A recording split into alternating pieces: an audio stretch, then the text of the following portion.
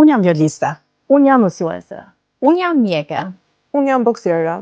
Unë jam arkitekte restauratore. Unë jam mezzosoprano. Unë jam ekspert e inteligjencës artificiale dhe robotikës. Unë jam balerin. Unë jam aktore.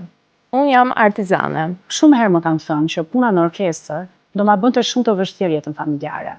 Shumë njerëz më kanë thënë që boksi nuk është për vajza, sepse kërkon më tepër forcë. Të jesh mësuese nuk është aq e thjeshtë. Është një punë që kërkon durim, përkushtim dhe mjaft dashuri.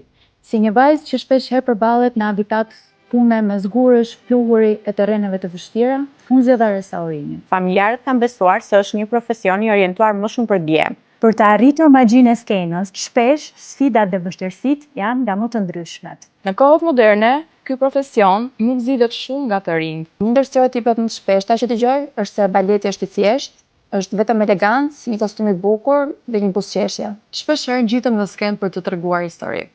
Ku shumë histori për tyre janë histori grash. Grash që kanë dashur shumë, që janë kthyer apo dhe që janë rimbitur sërish. E di që kam zgjedhur një profesion të vështirë, duke kursyer orët e dëshirave rinore, edhe duke jetuar me frikën e rënies së ziles nga pacientët e mi. Por nuk u dorëzova. Unë sot mbaj titullin kampione kombëtare, boksiera më e mirë femër në Shqipëri dhe medaliste e bronzë në kampionatin evropian. Dhe ja ku jam sot, ku pasioni im për muzikën nuk më ka larguar nga familja.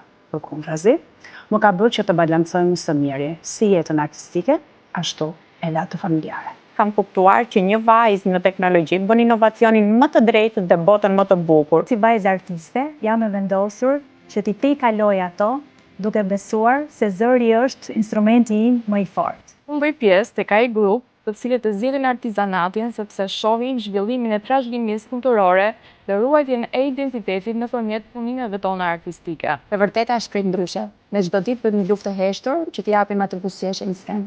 Kjo punë kërkon durim, përkushtim dhe dashuri dhe jam shumë e lumtur që e kam zgjedhur. Por sot në 8 mars, unë nuk po luaj një rol.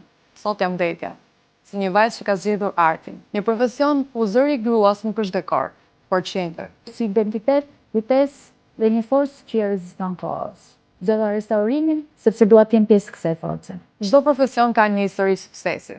Dhe në çdo histori ka një grua që nuk u ndal.